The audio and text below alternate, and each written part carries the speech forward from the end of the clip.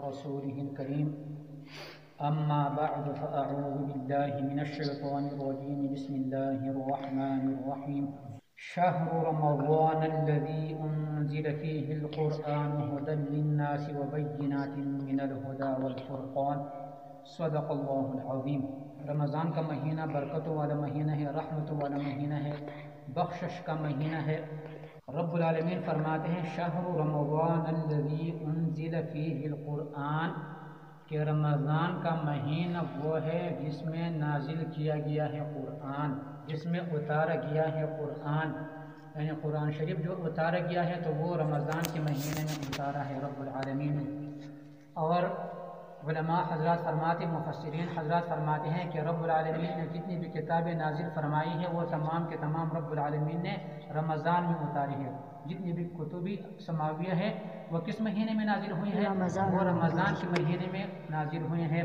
اسی طرح رب العالمین فرماتے ہیں کہ میں نے یہ جو کتاب ہے قرآن شریف ہے اس کو بھی میں نے رمضان میں ہی اتارا ہے۔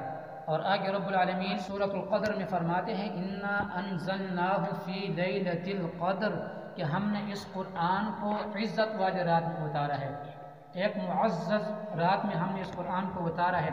اور آگے پھر رب العالمین سورۃ الدخان 25ویں پارے میں رب العالمین فرماتے ہیں حامیم والکتاب المبین انا انزلناہ فی لیلۃ مبارکہ، کہ ہم نے اس قرآن شریف کو بابرکت رات میں اتارا ہے۔ کیا ہے؟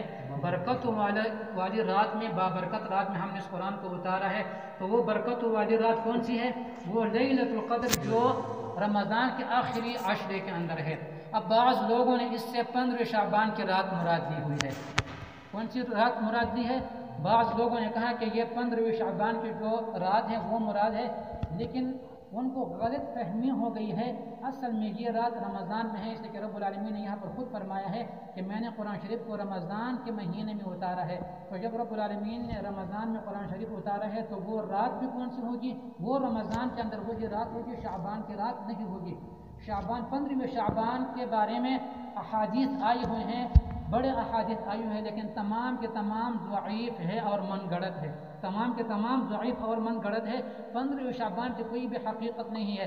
اہل تشیع کا اس رات کے ساتھ تعلق ہے، وہ مناتے ہیں اس رات کو۔ اور یہ ہارون الرشید کے دور میں یہ ابو جعفر ایک وزیر تھے، اس وقت سے یہ جو ہے نا سلسلہ آ رہا ہے 15 شعبان کے یہ، تو اس کا اسلام کے ساتھ 15 شعبان کا جو لوگ مناتے ہیں نا کوئی تعلق وغیرہ نہیں ہے، اور جتنی بھی روایت ہے تمام کے تمام کیا ہے؟ ضعیف ہے۔ تو یہاں پر رب العالمین فرماتے ہیں کہ شہر رمضان الذی انزل فیہ القرآن، رمضان کا مہینہ وہ ہے جس میں اتارا گیا ہے قرآن۔ تو یہ قرآن اور رمضان کا آپس میں تعلق ہے اور مناسبت ہے۔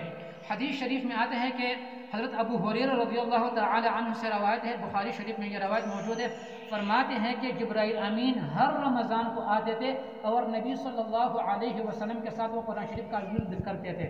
کیا کرتے تھے؟ ہر رمضان میں نبی صلی اللہ علیہ وسلم جبرائیل امین کو قرآن شریف سناتے تھے اور جبرائیل امین نبی صلی اللہ علیہ وسلم کو سناتے تھے، آپس میں یہ قرآن شریف رمضان کے مہینے میں سناتے تھے۔ اور پھر حضرت ابو ہریرہ رضی اللہ عنہ فرماتے ہیں کہ جب نبی صلی اللہ علیہ وسلم کا آخری وقت دنیا سے جانے والے تھے نبی صلی اللہ علیہ وسلم، تو اس سال نبی صلی اللہ علیہ وسلم نے 2 مرتبہ قرآن شریف سنایا جبرائیل امین کو۔ سبحان اللہ، کتنی بڑی بات ہے۔ تو یہ جو رمضان ہے یہ قرآن شریف کا اور رمضان کا آپس میں کیا ہے؟ تعلق ہے۔ کیا ہے؟ تعلق ہے۔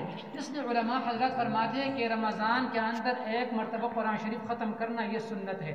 رمضان کے اندر تراویح کے اندر قرآن شریف ختم کرنا کیا ہے؟ یہ سنت ہے۔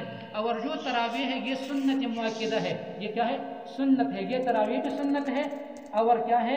حدیث شریف میں نبی صلی اللہ علیہ وسلم نے فرمایا ہے کہ رب العالمین نے، موطا امام مالک کے اندر یہ روایت موجود ہے، فرماتے ہیں کہ رب العالمین نے رمضان کا روزے تمہارے اوپر فرض کیے ہیں، اور رمضان کا جو قیام ہے جس کو قیام کہا جاتا ہے تراویح کو، اور قیام کو میں نے تمہارے لیے سنت قرار دیا ہے۔ نبی صلی اللہ علیہ وسلم فرماتے ہیں کہ جو تراویح ہے نا، تراویح جس کو قیام اللیل کہا جاتا ہے، فرماتے نبی صلی اللہ علیہ وسلم کہ میں نے جو رات کا قیام ہے، قیام اللیل ہے، یہ میں نے تمہارے لیے سنت قرار دیا ہے۔ تو جو لوگ رمضان کے اندر تراویح نہیں پڑھتے ہیں انہوں نے سنت کا کیا کر دیا؟ مخالفت کر دیا، اور وہ لوگ گناہگار ہے۔ تو جس بندے نے تراویح چھوڑے وہ گناہگار ہے، انہوں نے سنت کو چھوڑ دیا، سنت کا انہوں نے کیا کر دیا؟ مخالفت کر دیا۔ یہاں تک کہ حدیث شریف میں آتا ہے کہ نبی صلی اللہ علیہ وسلم نے 3 دن تراویح پڑھائی، 3 دن صحابہ کو تراویح پڑھائے ہیں. پھر چوتھے دن صحابہ آئے تو نبی صلی اللہ علیہ وسلم تشریف نہیں لے کے آئے. تو نبی صلی اللہ علیہ وسلم نے فرمایا میں اس لیے نہیں آیا, میں ڈر رہا تھا ایسے نہیں کہ رب العالمین یہ تراویح تمہارے اوپر فرض کرے. کیا کرے؟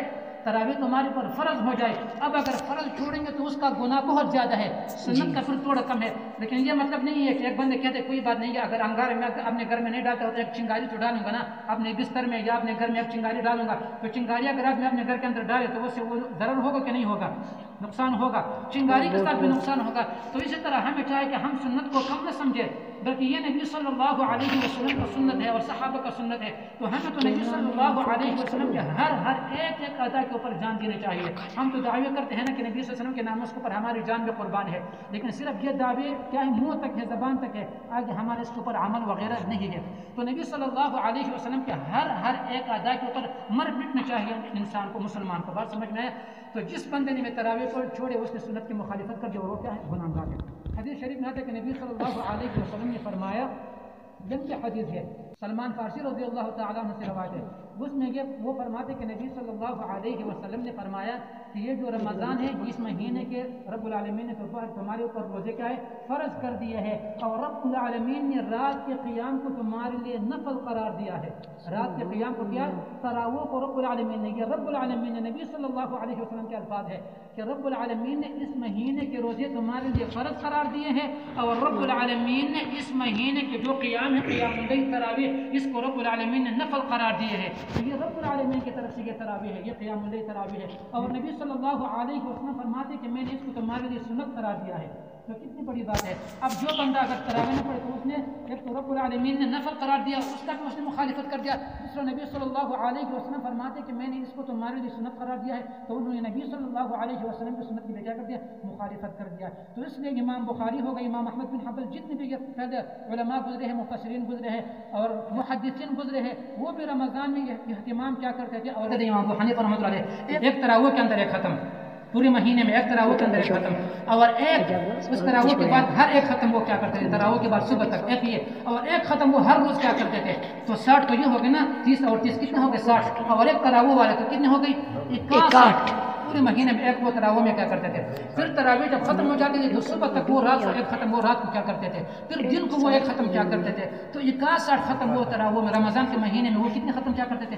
61 ختم کیا کرتے. کتنی بڑی بات ہے. تو یہ ہمارے علماء پہلے گزرے ہوئے ان کا یہی وتیرہ تھا اور ان کا یہی طریقہ تھا. تو ہمیں بھی چاہیے کہ اگر کم سے کم نہ ہو تو تراویح کے اندر تو ہم ایک ختم تو کریں نا, سنت ہے ایک ختم کرنا تراویح کے اندر. بات سمجھ میں ہے نا؟ تو رب العالمین ہمیں اس کو پر عمل کرنے کا توفیق عطا فرمائے.